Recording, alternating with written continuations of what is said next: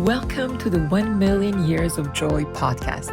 I'm Dr. Andrea Benaker, your host, and my intention is to inspire you to find more joy in your life through the stories from our guests and the science on joy and purpose.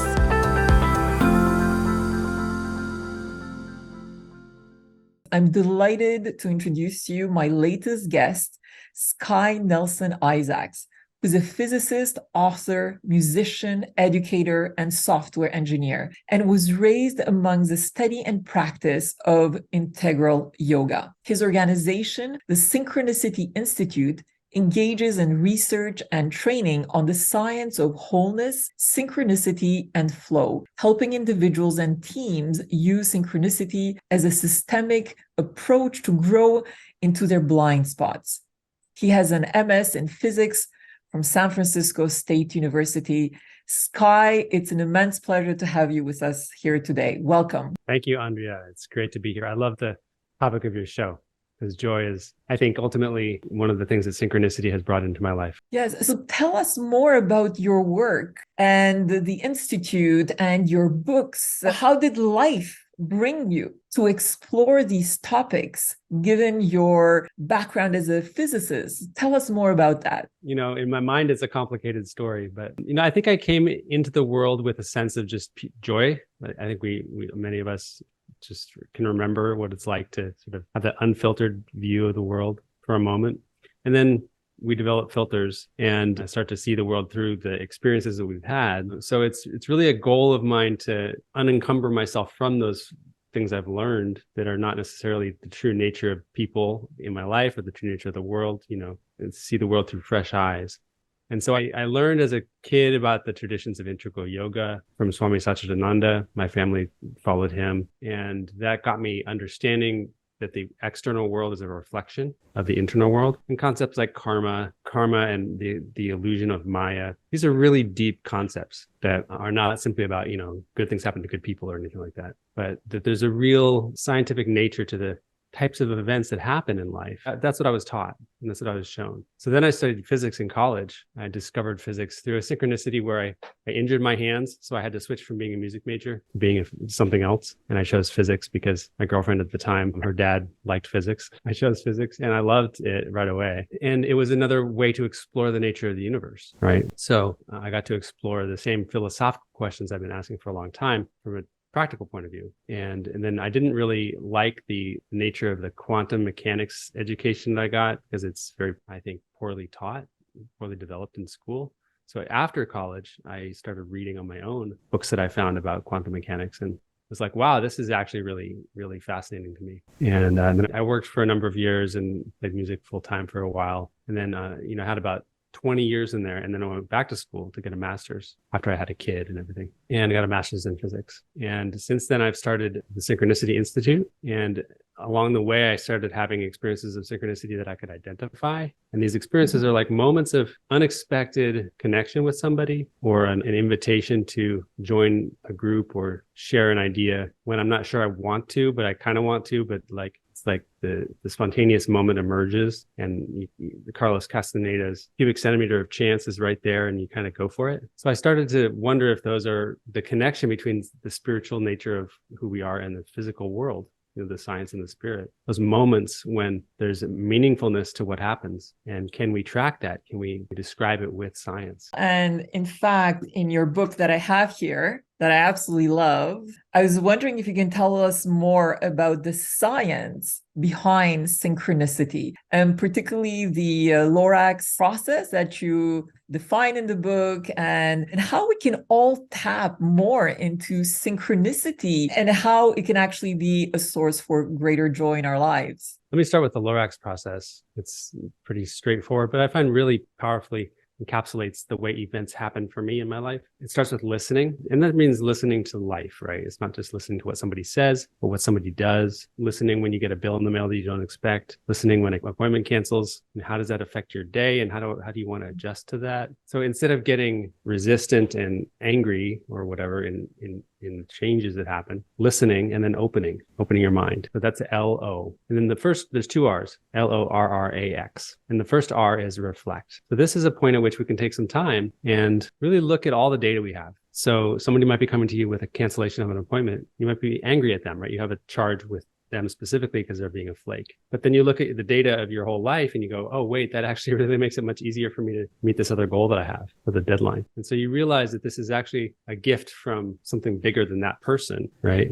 This is why I study wholeness. When you think of the universe as a whole, you become less aware of exactly who's bringing you the information and more aware of it's going to come from somewhere. And my job is to adapt and figure out how I'm going to relate to the whole system. So in that reflection process, you might find that there's some actual new choices that you hadn't realized. We're going to listen to the situation, open our minds, and then reflect for a while. And then we might need to release what we thought was happening, the setup that we thought was going to occur, or the schedule that we thought we had, and in order to embrace some new choice, some new option. And from there, we can act, right? Because now we've set ourselves up with receptivity. We've really thought about our goals and our life in a bigger context. And then when we take an action, it's going to be aligned with something, more personally broad in our lives. So listen, open, reflect, release, act. And then the X is a simple reminder to not give up. This is a cycle. And at any given time, we might miss an opportunity to act. We might take an opportunity to act and not get the response we want, but it's just seeds the ground for the next step and go back to listening to the environment, to the people you're with, and especially to your own filters. And that's where I think we can make the most progress. A lot of people I talk to can't really think of an example of synchronicity in their life. And they can if they think about it for a while. Once upon a time, I met my friend, we were traveling and I bumped into them. But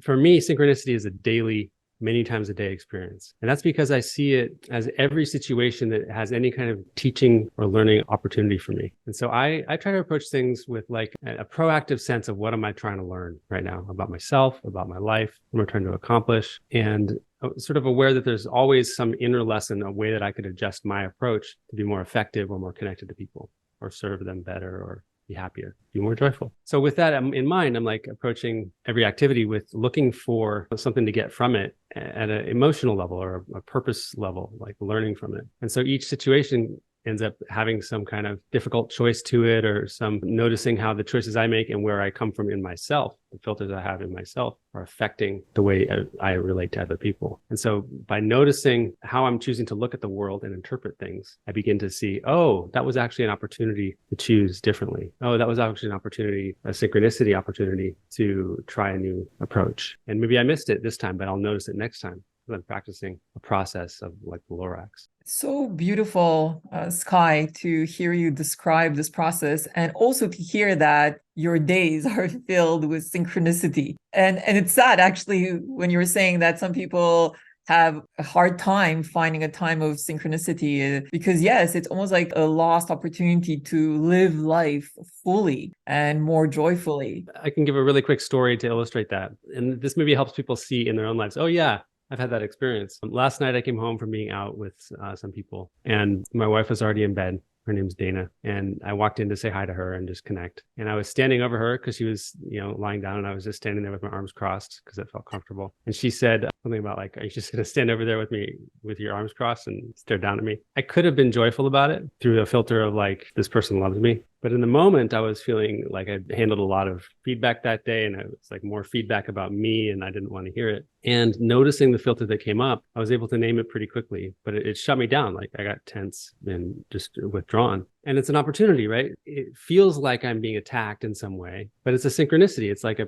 perfect plant. Teach me about, oh yeah, here's this filter. And the filter for me is like, people don't really want to be around me. That's what I discovered about myself. Notice that I had that feeling that I'm going to be left behind. And so when I get criticism for like how I'm being, I feel like this person's just going to not want to be around me. And then I'm going to react from there versus being joyful about so much that's happening in our lives. And there's so many other pieces that are great. So it's like choosing and noticing the filter that's coming up, and then being able to find ways to choose it differently can allow you to see each situation as a synchronicity. And it's so incredible that you're talking about feelings. And I know in your book, you describe also the connectivities between feelings, emotions, and thoughts, and how actually there's a process that we go through. And I was curious to learn more about this. And if you can help maybe guide some of our listeners. I mean, you've given us a very, very concrete examples, but how do we actually better understand that feelings are actually the foundation for finding synchronicity, finding flow in our lives, and so on. And how do we actually better manage to step away from that automatic response and become more self-aware with ourselves to be able to proceed, as you said, in a different way and explore this as an opportunity for learning. So you gave that example, but can you tell us a little bit more about that cycle that you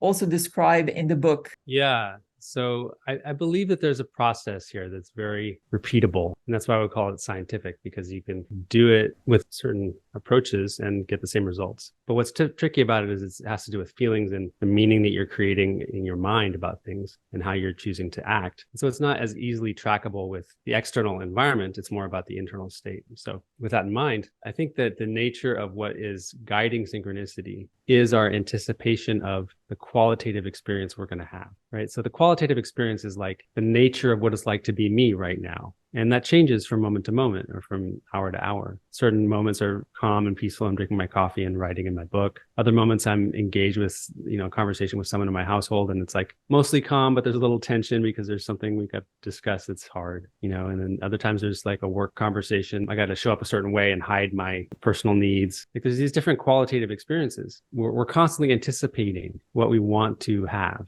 in terms of our experiences. And we're not consciously anticipating it, but like if we're dreading a work meeting, we are anticipating that work meeting will have a qualitative experience that is undesirable for us. That's just why we're dreading it, because we're anticipating that. And so if we can become aware of the way that we are anticipating certain situations, certain experiences, and that's not the situation, right? We can't actually predict the circumstances, but we can start to see that when we anticipate an experience, it starts to show up in different ways. So it might not show up in that work meeting, but there might be an argument that happens at home with a parent on the phone or something. So when we anticipate certain either desirable or undesirable experiences, I think we start to see synchronicities which bring that into our lives. And that's a good thing, I think, in the end, in the big picture. But it's a cycle. So we start by having a hidden feeling of some kind of attraction or repulsion to something we want to experience. And then we start to act upon that. So we might be in a conversation with someone and we act defensively because we're trying to protect ourselves from, some hidden feeling or from some conflict that we don't want to have or whatever it is. But that way of responding to this person creates a back and forth that then amplifies the tension. And so sometimes we amplify the tension unintentionally and create a situation that's even worse. Is exactly what we wanted to avoid, right? This is one thing that helps. I really want to impress on people. Synchronicity is not good or bad. It's amplifying the patterns in your life. So if you're experiencing really intense repetition of things in your life that are hard, that's an expression of synchronicity showing up in your life. And it's doing that, I think, not that it has an intention to it, but there's a process here that is helping us see what we're doing more clearly. And so when we get into that situation again, that's amplified, we can sometimes tune in more deeply for what it is we really want. So instead of being defensive with this person, maybe I really want to form a connection because I really care about them. And it's like so frustrating that we always get stuck in this back and forth. And by getting really amplified, I realize, I just want to let that go. I want to be compassionate for this person. And then we change our approach. It might be too late, right? The conversation's over. But what we can expect is that synchronicity will happen again. And so be on the lookout for, using the Lorax process to listen for the next time a situation or a conflict or a tension emerges and noticing, but I'm working on practicing this new pattern. Here's my chance. And as I'm listening to you talk, I know in your book, you also talk about the paradox of work. And I was curious to learn more about that. Can you share the specifics about that you basically mentioned in your book? So this is really connected to a concept I call momentum. In physics, momentum is like when you add force to something, it increases its speed a little bit. And you add more force, it increases its speed a little bit more. And it maintains that speed. So it maintains its momentum. If you want to get that momentum back, you can get it back from the object because it's maintaining or holding on to that momentum. The momentum is a tendency to keep going in the direction you're going. And I see that in the model of synchronicity that's emerged for me as well. It's a tree, and it's this growing tree of all the possibilities in what we could call a multiverse. And each choice you make is essentially moving throughout that tree in some way. And it appeared to me a while ago that there's something about this tree that's not even. It's like biased in some way,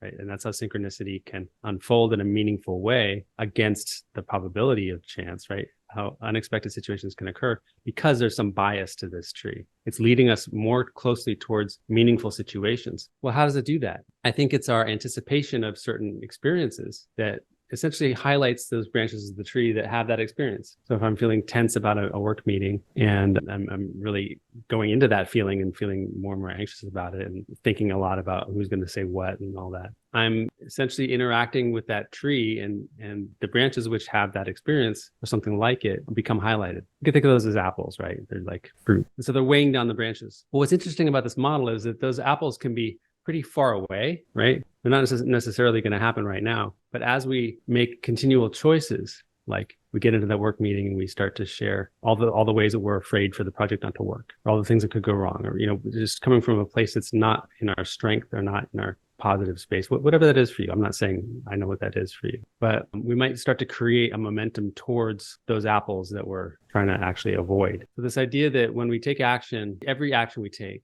is imbued with an objective nature to it, an objective meaning. Do we invite all the people we need to have to the meeting? Do we believe that the meeting is going to be a success? And do we plan it accordingly with an agenda? All those things are steps we take which can build momentum either towards having the result we want or the result that we're sort of fearfully anticipating. And so we build momentum and we move along this tree, and pretty soon we end up in a part of the tree where there's a whole lot of those situations happening. Now, we haven't had the experience yet, whether positive or negative. We haven't reached an apple, but we have built momentum. And so what I would say about my experience with work is that a lot of times the things we want to experience, the goals we want to reach, involve doing that kind of momentum building. And we don't receive the apples. If you've worked in marketing, I think it's a pretty common experience that you plant a lot of seeds, and it's often surprising who comes to you with, a desire to work with you. That's because you move along this tree on the branches and you don't reach an apple yet. You don't know where the apples are going to come from, but there's a lot of apples around you because you spent a month in doing all this groundwork. And then some apple falls in your lap and you're like, it's a synchronicity, but I couldn't have predicted that. I just knew it was coming. So we do need to get ourselves working on things that are not very fun if they're meaningfully connected to what we want to experience, the qualitative experience we want to have.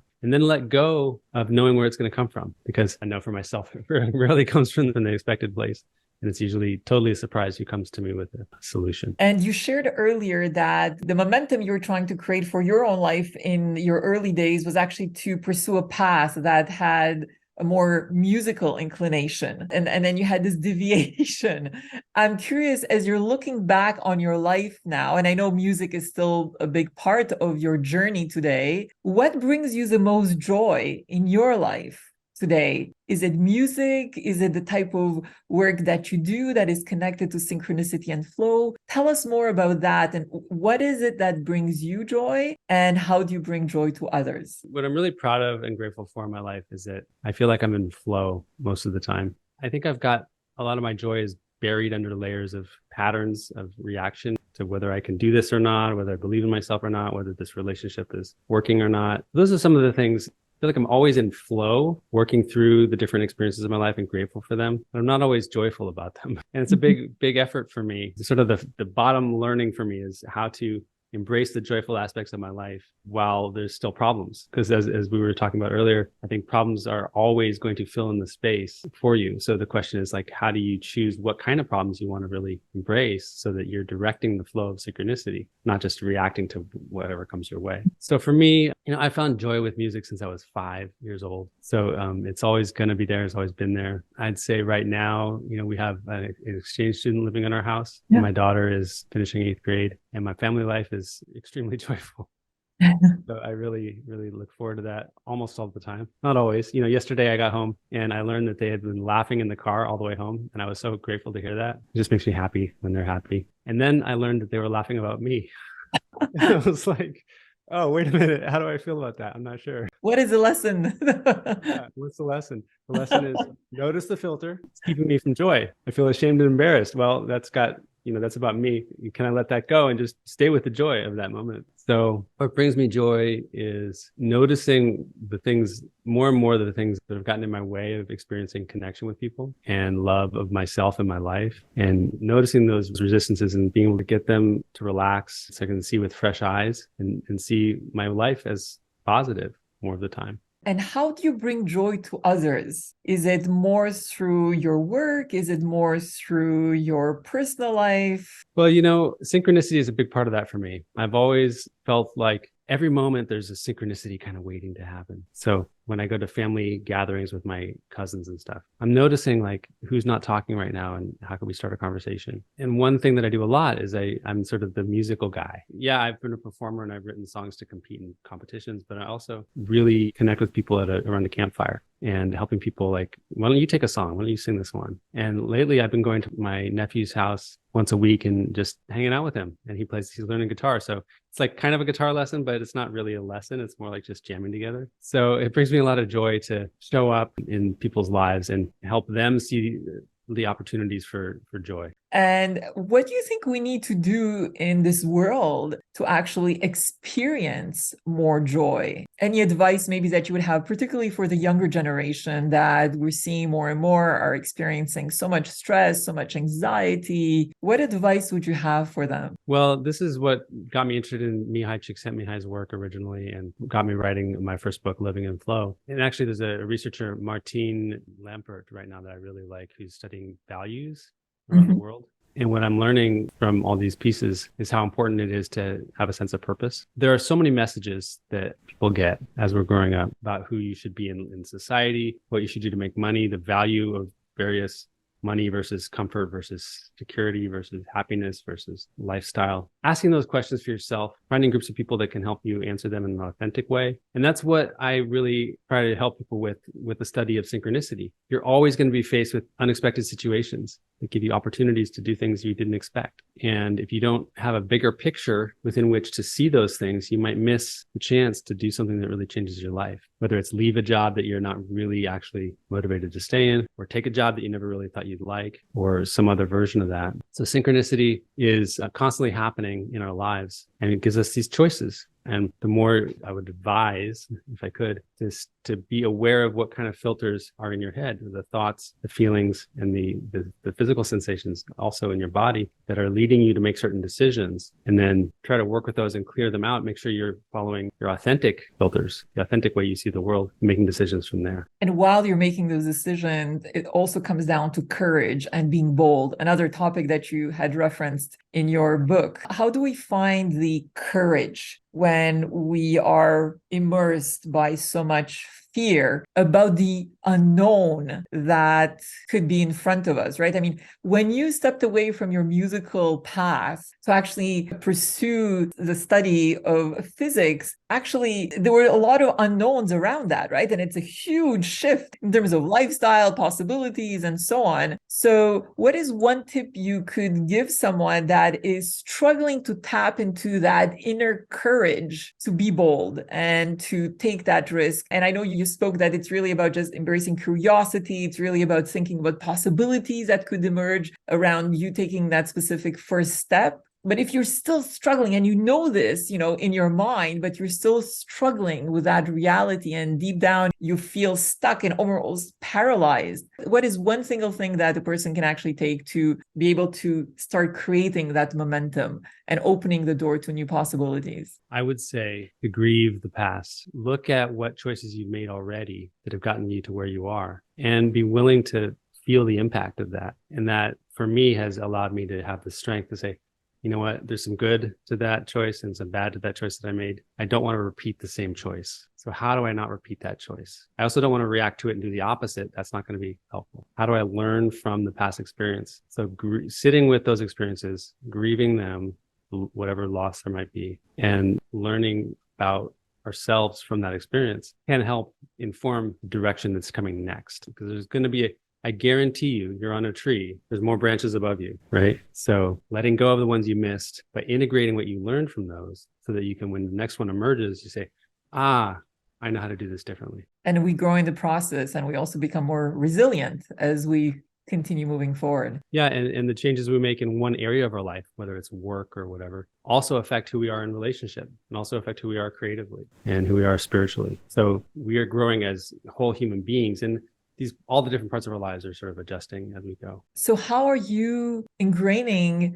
within the education that you bring your daughter into to basically experience more joy in her daily realities. And I know sometimes, kids, struggle with various subjects at school or different, realities that come with education. And I was curious how you're navigating that as a parent and how you're helping her find more joy in the education path that she's currently on. Well, thank you. I love talking about my daughter. She does bring me so much joy most of the time. I've learned a lot from working with adults in some professional growth activities. I'm part of a men's group, and I've learned a huge amount about what it's like to give advice versus to reflect back to people. There's a difference between just reflecting what you see and keeping them company and witnessing their experience and giving them advice about what they should do. And I think there's a really big energetic difference between those things. When I hear advice from somebody, a part of me shuts down because they don't actually understand who I am fully. How can they really tell me what's best for me? And so practicing that with my daughter, I notice I want to give her advice about when she should study math or, how she should handle a friendship. And I do give her some advice. I'm a dad. So I do dad jokes and I do advice. Both of those I try to limit. And I find that when I instead reflect what's going on for her, show her that I'm hearing and seeing her experience, help her name her feelings. When I name her feelings, when I say that sounds like it was stressful or made you angry or whatever, she walks away with a smile on her face. Even though she was feeling a negative emotion, she's like, this person gets me. And they're not like thinking they know better than me and criticizing me. I don't do that all of the time that I should, but it really helps create a foundation of trust. And it's so important what you just shared. And I'm sure a lot of the parents listening can apply that. And actually, as you're sharing this, the same applies to leaders within organizations. And it's about how do we raise our awareness about telling versus questioning or guiding people on a path to actually find a solution to their specific challenges and letting them find their wings. And maybe in the process, they will fail. Maybe they'll make some mistakes, but those experiences will actually make them stronger and look at life in a different way. Yeah. And recently, I had a great example of where this just became so evident to me that it was a good approach, where my daughter did something completely on her own and auditioned for a play locally, and she got the lead role. And wow. She created this on her own without any help from me. So I'm like stepping back and going, who is this person? I got to look at who I think I know her to be and who is she really? And my wife, I admire and love, and she says, we're all practicing and learning to parent the kid that we have, not the kid that we thought is like us, What a journey it is, right? Yeah. It's a great teacher. And I actually use my family more than anything else as examples of synchronicity in my book, because I learned so much from those intimate relationships that apply everywhere else in my life too. So any final words of advice that you would have for individuals that may be trying to find flow or synchronicity in their lives? Because after, I'd love for you to play some music for us, Sky. So Any final thoughts? So I'm leading a workshop with a co-teacher named Cheslin Pierre-Paul, and we're talking about synchronicity as a tool for repair, and looking at how synchronicities are not just fancy moments that Carl Jung wrote about, from connecting your dreams to reality or whatever. Of course, his concepts were pretty complex. I don't want to minimize them. But noticing every instance in our lives where we have a conflict or a rupture as actually an opportunity to notice what's going on inside of us and turn back and change our filter and repair that rupture. So this is something that can apply to our personal lives and maybe also broader to society around our connection to bigger issues like social justice and climate change and inequality. And what's really changed my perspective is that my mind is not as complex as I think it is. There's some basic programs running which are guiding my choices. And then the choices guide synchronicity. And then I have those synchronicities, and suddenly I find my life has evolved in a new direction. I didn't even realize how I got there, but I'm making conscious choices to either push away certain opportunities or embrace certain opportunities based on my messaging in my brain. And so that's why studying the filters in our brains really helps. Noticing what our thoughts are, our feelings and our emotions, our sensations. And what I'm trying to get at here is that the messages are pretty simple. So the one message for me that's been really guiding my life the last year and a half is various examples of self-love. How does a lack of care, lack of giving myself space to heal or rest affect my life? And what's the underlying message there that's causing those choices? And so by focusing on some really fundamental underlying messages, we can actually change a lot of the behavior on top of the ground that's visible. Wonderful. Absolutely love that advice, Sky. Thank you. So would you be open to sharing some music with us, with our audience? You're welcome. Sure. So How long were you not able to play music after you had the issue with your hands, as you mentioned earlier? until today. I say that because I haven't really been playing, because just to share, it's been hard for me to control my hands the way that I'm used to. I don't think it's a physical problem as much as a sort of transformation in the way that I see myself and relate to my anxiety. And there's different pieces of it. But I'm a perfectionist with my music. So I try to do it just right, and I try to tune just perfectly, and I try to play the notes really pretty crisply. And when I can't, I feel like I got to fix it. And then I get feedback from people in the audience who are like, that was so beautiful. So it's another example of like, what is this trying to teach me? And so the invitation to play today was wonderful, to just remind myself to play for the joy. Wonderful. What will we be playing for us? I'm going to play a song called Sacred Ground. This is a song I wrote a number of years ago.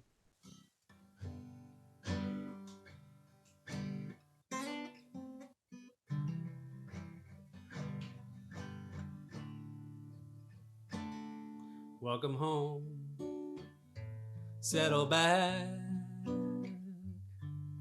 Although the world is wound up, you can just relax. Let the problems of your day evaporate to atmosphere and melt away. You're getting stronger tonight. Made your offers of compromise, so carve out your sacred ground. Silence will be profound. Set your boundaries around, carve out your sacred ground. Do, do, do, do, do, do. It's the age of too much to do, but you are more than all the things you commit to. If you're not sure where to begin, make a little space around and go within. You're getting stronger tonight. Made your offers of compromise, so carve out your sacred ground. Silence will be profound. Set your boundaries around, carve out your sacred ground. Da da da da da da.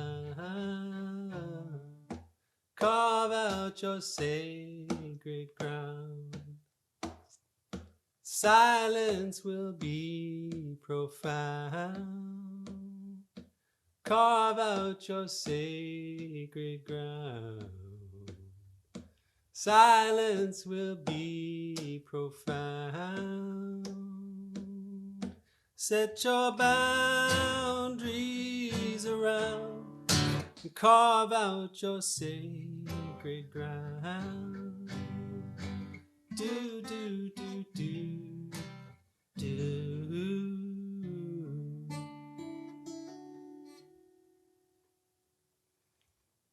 Fantastic, Sky. That is amazing. And the words are so beautiful, and your music is so profound. I love it. Thank you so Thank much. you. Thank you so much, Sky. It's been an immense pleasure to have you with us today. And thank you for being such a huge inspiration through your music, through your books, through your institute. Keep shining. Thank you.